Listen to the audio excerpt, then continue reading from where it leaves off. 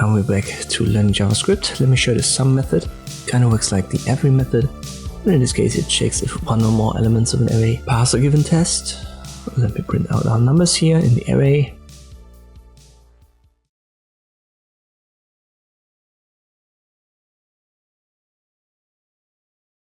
So everything is set up correctly.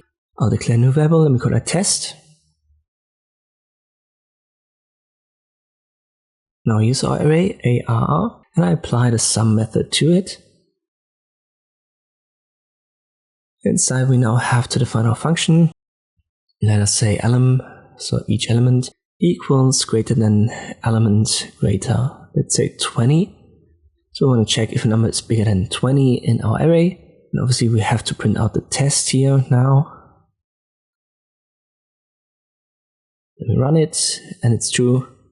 So it could find the 22. If I make this 23, we should get false. There it is.